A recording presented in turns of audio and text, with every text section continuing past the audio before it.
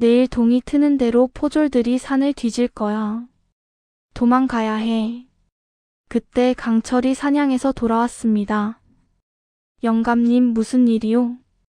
황 영감이 숨을 헐떡이며 설명했습니다. 강철의 얼굴이 일그러졌습니다. 그 여편네가 끝까지. 게다가 더 큰 문제가 있네. 뭔데요? 박씨 부인이 내일부터 집 안마루를 다 뜯어낸다더군. 대리석을 새로 깐다나 뭐라나. 그 말에 쌍둥이의 얼굴이 새파래졌습니다. 안 돼. 그럼 유원장이 마루 틈에 빠진 거 말이지. 황 영감이 고개를 끄덕였습니다. 내일이면 영영 못 찾게 될 걸세. 공사하면서 쓰레기랑 같이 버려질 테니. 절망적인 상황이었습니다. 강철이 도끼를 집어들었습니다. 좋아. 내가 직접 쳐들어가서 그 집을 박살 내주마. 삼촌 안 돼요. 시우가 강철을 막아섰습니다. 힘으로 하면 우리가 역적이 돼요. 박씨 부인은 사또랑 한패라고요. 우리가 난동 부리면 그게 빌미가 돼요. 그럼 어쩌란 말이냐. 증거를 가져와야 해요. 유원장과 옥새를. 하지만 그게 마루 틈 깊은 곳에 있다며? 어떻게 꺼내? 시우가 동생을 돌아봤습니다. 시우나 방법 없을까? 시우는 한참을 생각하더니 눈을 반짝였습니다. 있어. 낚시. 낚시. 응. 송진으로 낚으면 돼. 시윤이 구석에서 무언가를 가져왔습니다. 며칠 전 산에서 소나무 껍질을 벗겨 끓여 만든 송진이었습니다. 이거 한번 붙으면 절대 안 떨어져. 이걸 낚싯줄에 발라서 옥새를 낚는 거야. 그게 되겠느냐? 강철이 반신반의했지만 달리 방법이 없었습니다. 해봅시다. 오늘 밤이 마지막 기회예요. 그날 밤 작전이 시작되었습니다. 작전명 성동격서. 동쪽에서 소리를 내고 서쪽을 친다는 뜻입니다. 강철이 마을 입구에서 난동을 부려 사람들의 관심을 끌고 그 사이 쌍둥이가 옛집에 잠입해서 옥새를 건져내는 계획이었습니다. 달도 없는 칠흑같이 어두운 밤. 강철은 집채만 한 멧돼지 시체를 짊어지고 마을로 내려갔습니다. 야, 푸주간 주인 어디 갔어? 내 고기 팔아야 하는데. 강철의 우렁찬 목소리가 마을을 울렸습니다. 이 한밤중에 무슨 소리야? 멧돼지다. 강철이가 큰 멧돼지를 잡아왔대. 마을 사람들이 우르르 몰려 나왔습니다. 박씨 집 하인들도 구경하러 나왔지요. 그 틈을 타서 시우와 시우는 담을 넘었습니다. 익숙한 개구멍을 통과해 집 안으로 들어갔습니다. 텅 빈 사랑방. 촛불도 켜지 않은 채 시윤은 마루 틈새를 찾았습니다. 여기야. 시윤이 속삭였습니다. 주머니에서 준비해온 물건들을 꺼냈습니다. 끈적한 송진, 질긴 낚싯줄, 납작한 조약돌. 형, 망 잘 봐. 응. 시우는 문 쪽을 주시하며 서 있었습니다. 시우는 촛불에 송진을 살짝 녹여 조약돌에 발랐습니다. 끈적끈적하게 달라붙었어요.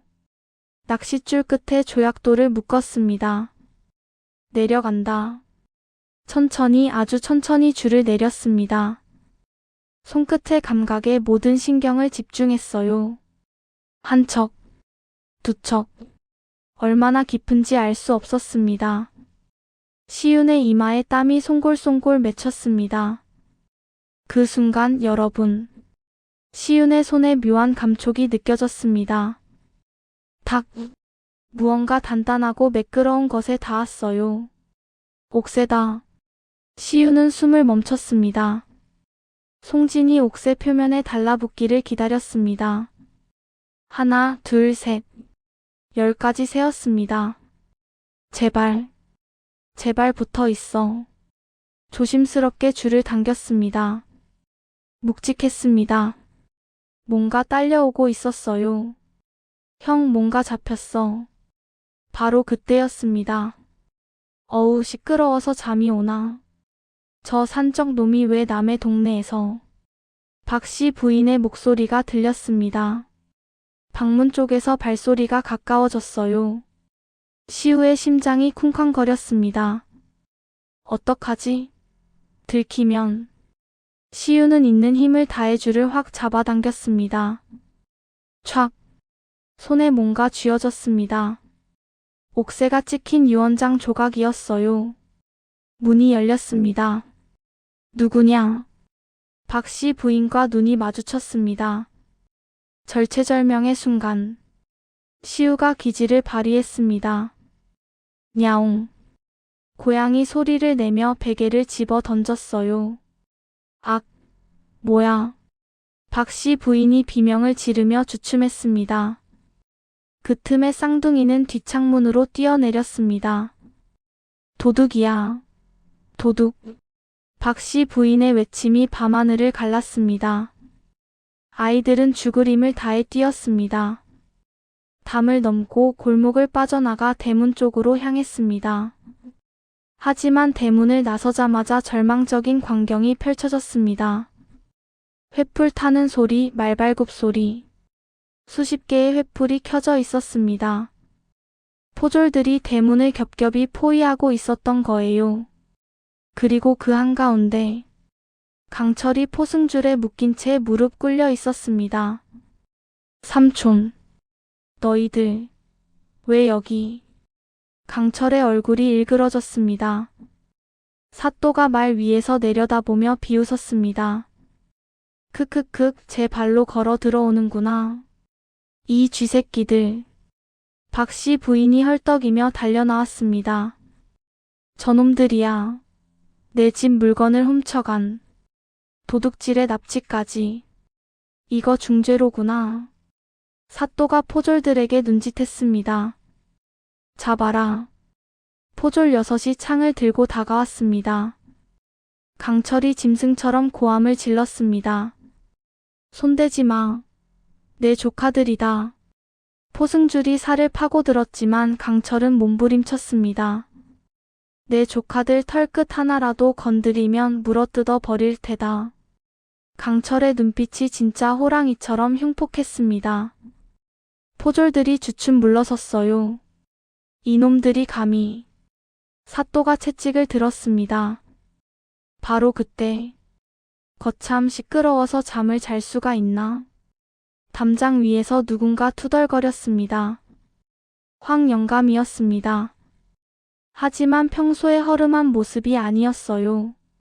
헝겊으로 싼 긴 막대기를 들고 있었고 옷차림도 단정했습니다.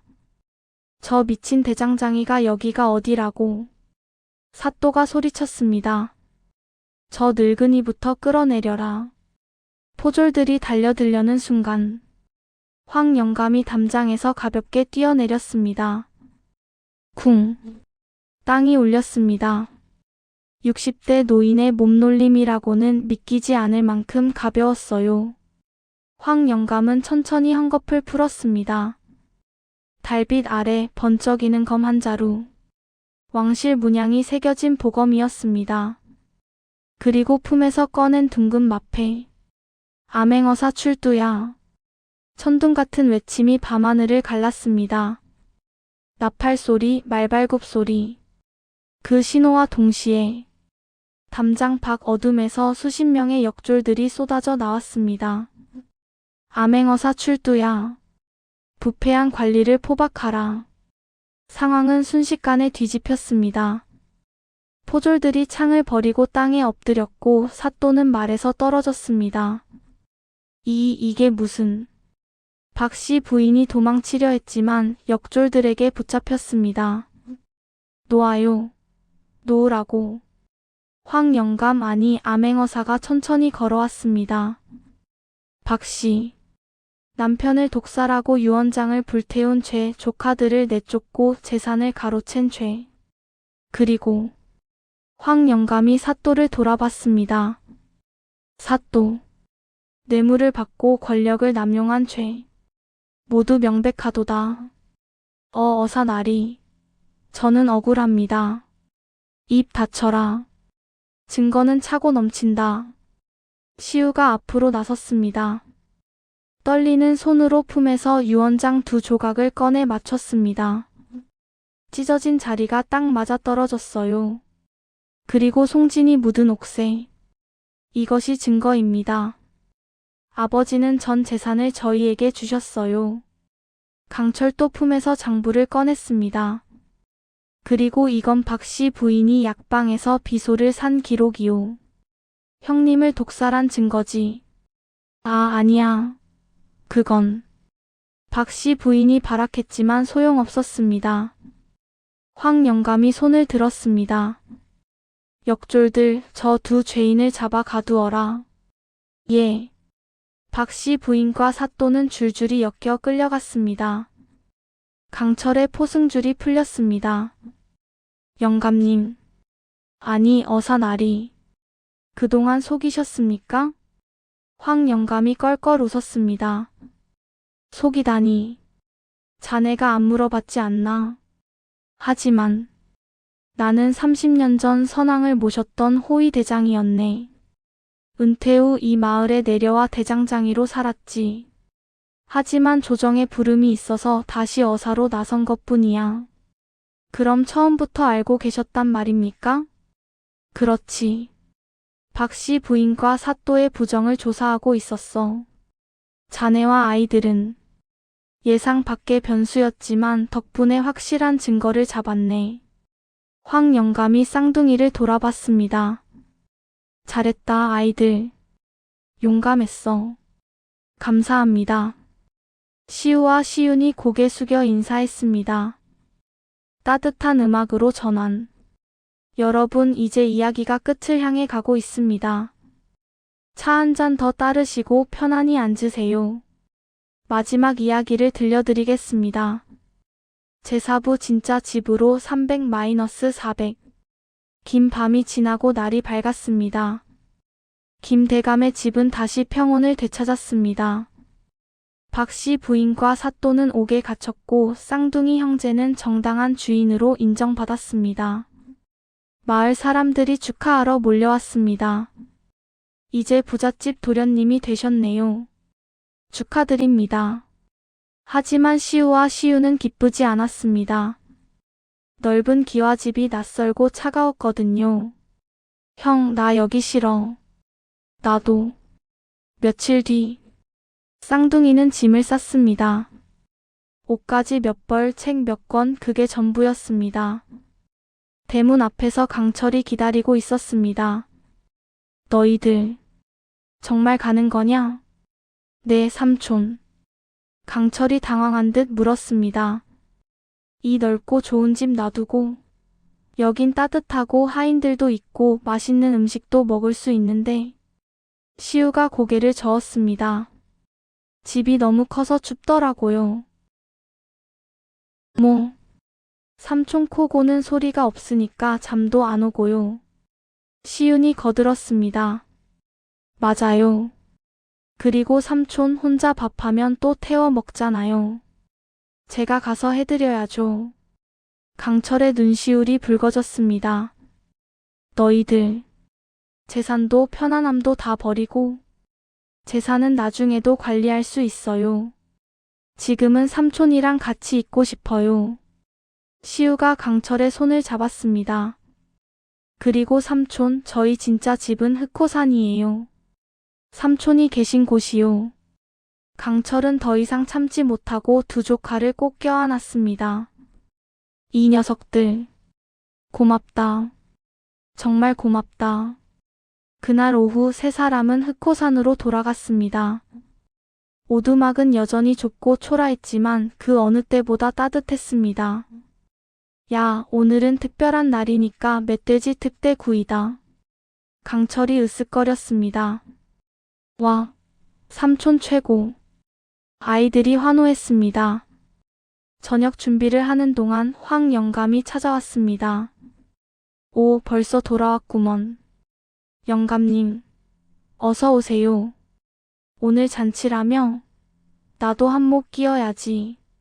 황 영감이 술병을 꺼냈습니다. 아이들 있는데 술은 괜찮네. 어른들끼리 한잔하세. 애들은 고기나 실컷 먹고. 그날 밤 오두막은 웃음소리로 가득 찼습니다. 며칠 뒤 강철은 마을에 내려가 일을 처리했습니다. 김 대감의 재산을 정리하고 믿을 만한 사람에게 관리를 맡겼어요. 아이들이 크면 물려주겠습니다. 그때까지 잘 부탁하오. 알겠습니다. 강철은 또 형의 묘를 찾아갔습니다. 5년 만이었습니다. 형님, 이제야 왔습니다. 무덤 앞에 앉아 강철은 오랫동안 말없이 있었습니다. 형님, 저는 형님을 원망했습니다.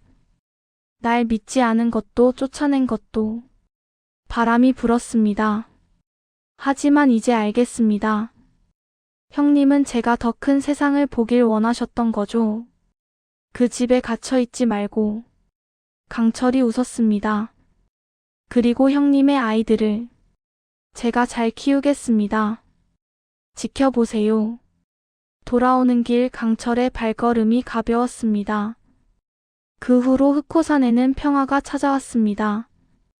강철은 여전히 사냥을 했고 시우는 글 공부를 했으며 시우는 온갖 물건을 만들고 고쳤습니다. 겨울이 지나고 봄이 왔습니다. 삼촌, 저기 봐요. 꽃이 피었어요. 시윤이 소리쳤습니다. 오두막 앞 매화나무에 꽃이 피기 시작했어요. 오, 정말 예쁘네. 삼촌, 우리 꽃 구경 가요. 그래, 가자. 세 사람은 손을 잡고 산을 올랐습니다. 산 꼭대기에서 바라본 풍경은 장관이었습니다. 우와. 끝없이 펼쳐진 산과 들, 저 멀리 마을이 보였습니다. 형, 우리 여기서 계속 살 수 있을까? 시윤이 물었습니다. 당연하지. 우리 집인데. 시우가 웃으며 대답했습니다. 강철이 두 조카를 번쩍 들어 어깨에 앉혔습니다. 야, 너희들. 삼촌이 하나 물어볼 게 있다. 뭐예요? 너희는 나중에 커서 뭐가 되고 싶으냐? 시우가 먼저 대답했습니다. 저는 아버지처럼 훌륭한 사람이 되고 싶어요. 좋은 꿈이로구나. 저는요. 시윤이 손을 번쩍 들었습니다. 저는 삼촌처럼 되고 싶어요. 뭐, 사냥꾼? 아니요. 삼촌처럼 강하고 착한 사람이요. 강철의 눈시울이 또 붉어졌습니다. 이 녀석들. 언제 이렇게 컸대? 시간은 흘러 여름이 왔습니다. 어느 날 시우가 책을 읽다 말고 강철에게 물었습니다. 삼촌, 우리 가문 이름이 뭐예요? 김씨지. 아니, 가문의 상징 같은 거요. 강철이 생각하다가 웃었습니다.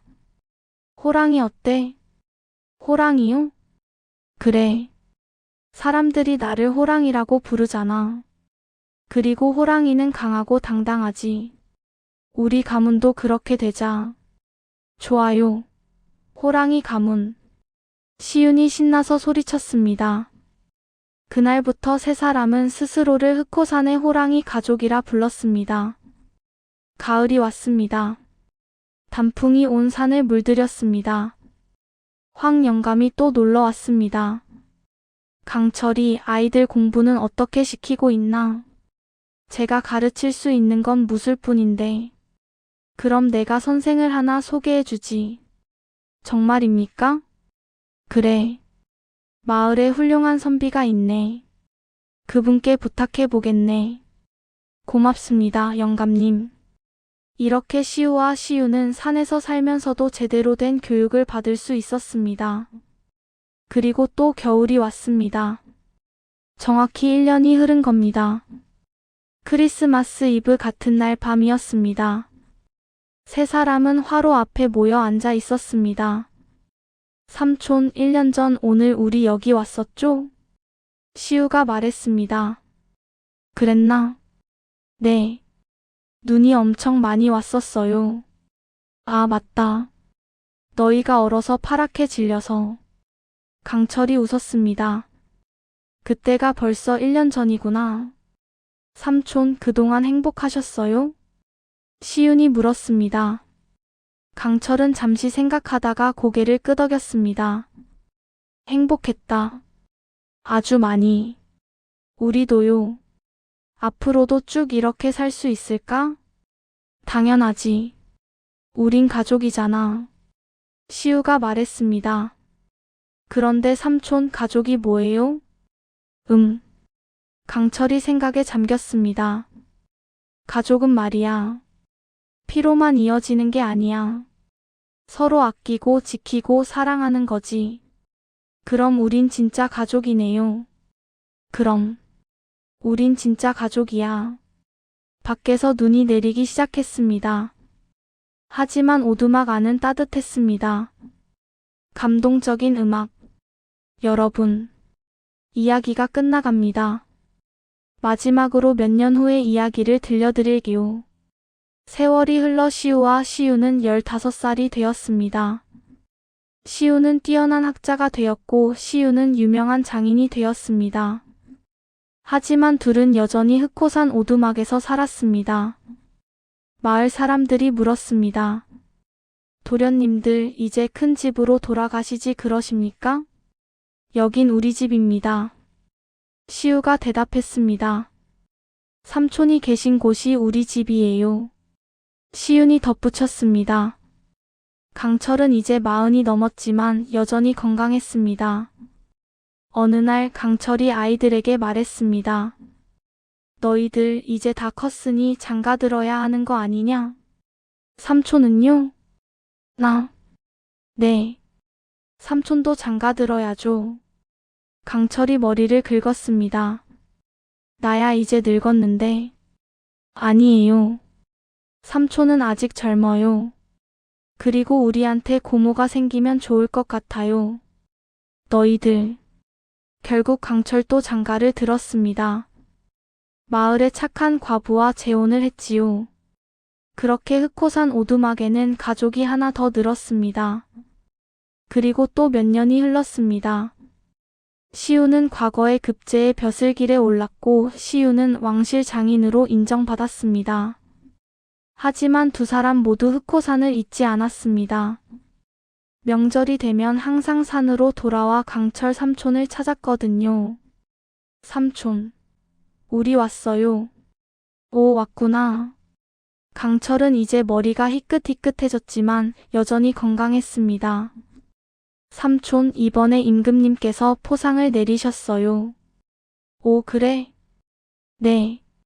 삼촌께도 드리라고 하셨어요. 시우가 비단 보따리를 내밀었습니다. 나야 뭐. 이런 건 필요 없는데. 받으세요. 삼촌이 우릴 키워주신 공로예요. 강철이 웃으며 받았습니다. 저녁 식사를 하면서 시윤이 말했습니다. 삼촌, 우리 이 오두막 좀 넓혀요. 왜? 삼촌 아이들도 태어날 거잖아요. 우리도 나중에 장가 가면 손자들 데리고 올 거고. 강철이 껄껄 웃었습니다. 그래, 그것도 좋겠구나. 그렇게 오두막은 조금씩 넓어졌습니다. 하지만 본체는 그대로 두었습니다. 이건 우리의 시작이니까 잊으면 안 돼. 시우가 말했습니다. 세월은 계속 흘렀습니다. 강철은 결국 환갑을 맞이했고 시우와 시윤도 아이들을 낳아 키웠습니다. 흑호산 오두막은 이제 작은 마을처럼 커졌습니다. 하지만 여전히 중심은 그 작은 본체였습니다. 명절이면 온 가족이 모여 그 작은 방에서 식사를 했거든요. 비좁지 않으냐? 강철이 물으면 아이들은 말했습니다. 아니요. 이게 좋아요. 우리 가족이 시작된 곳이잖아요. 강철은 그때마다 눈시울을 붉혔습니다. 그리고 마침내 강철이 70세가 되던 그는 조용히 눈을 감았습니다. 가족들이 모두 지켜보는 가운데 삼촌.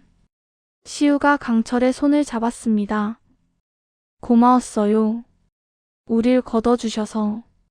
강철이 미소 지었습니다. 고마운 건 나야. 너희가 내 인생에 의미를 줬어. 삼촌, 걱정 마. 나는 행복했어. 진짜. 가족을 가져서. 그것이 강철의 마지막 말이었습니다. 강철의 장례는 성대하게 치러졌습니다. 마을 사람들이 모두 찾아와 조문했고 조정에서도 사신을 보냈습니다. 하지만 무엇보다 의미 있었던 것은 시우와 시윤 그리고 그들의 자식들이 모두 모여 강철을 기렸다는 것입니다. 할아버지는 우리에게 가장 소중한 것을 가르쳐 주셨어요. 시우의 아들이 말했습니다. 가족의 의미를요. 강철은 흑호산에 묻혔습니다. 오두막이 한눈에 내려다 보이는 언덕이었습니다. 묘비에는 이렇게 새겨졌습니다. 흑호산의 호랑이 강철. 진짜 가족의 의미를 알았던 사람. 그 후로도 흑호산의 오두막은 계속 이어졌습니다.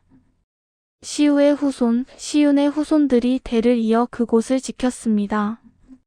그리고 오두막 앞에는 비석 하나가 세워졌습니다. 이 집은 재산이 아니라 사랑으로 지어졌다. 피보다 진한 것은 서로를 향한 마음이다. 우리는 영원히 가족이다. 밤이 되면 오두막에서 불빛이 새어 나왔습니다. 그 빛은 산길을 잃은 이들에게 희망이 되었고 외로운 이들에게 위안이 되었습니다. 사람들은 말했습니다. 흑호산에는 호랑이 가족이 산다. 그들은 진짜 가족의 의미를 아는 사람들이다. 여러분, 긴 이야기였습니다. 4시간 동안 함께 해주셔서 감사합니다. 이 이야기가 여러분께 무엇을 남겼을까요? 재산보다 소중한 것, 피보다 진한 것. 그것은 바로 서로를 향한 진심 어린 마음이 아닐까요? 강철 삼촌과 쌍둥이 형제는 혈육이었지만 5년이나 떨어져 있었습니다. 하지만 그들은 다시 만나 진짜 가족이 되었습니다. 왜일까요? 서로를 아끼고 지키고 사랑했기 때문입니다. 여러분도 주위를 한번 둘러보세요. 여러분의 가족은 누구인가요? 피로 연결된 사람들만이 가족일까요? 아닙니다. 진심으로 서로를 아끼는 모든 사람이 가족입니다. 오늘 밤 사랑하는 사람에게 전화 한 통 해보는 건 어떨까요? 고마워. 사랑해. 그 한마디면 충분합니다. 자, 이제 정말 끝입니다. 오늘 밤 이야기 쫓겨난 호랑이 삼촌과 송진 묻은 옥새였습니다. 들어주셔서 감사합니다. 편안한 밤 되시고 사랑하는 분들과 따뜻한 시간 보내세요. 안녕히 계십시오. 아, 잠깐만요. 한 가지 더 말씀드릴 게 있네요. 실제로 이 이야기의 배경이 된 흑호산은 지금도 경기도 어딘가에 있다고 합니다. 그리고 그 산 중턱에는 정말 오래된 오두막터가 남아 있다고 하죠. 몇 년 전 한 역사학자가 그곳을 찾아갔다고 합니다. 폐허가 된 오두막터에서 그는 이상한 것을 발견했습니다. 땅속에 묻혀있던 작은 나무 상자. 상자 안에는 편지 한 통이 들어 있었습니다. 그 편지에는 이렇게 적혀 있었다고 합니다. 이 글을 읽는 당신에게 우리는 가족이었습니다. 피보다 재산보다 명예보다 소중한 것을 알았습니다. 그것은 서로를 향한 사랑이었습니다. 당신도 사랑하는 사람을 소중히 여기세요. 그것이 인생에서 가장 중요한 것입니다. 강철, 시우, 시윤 올림.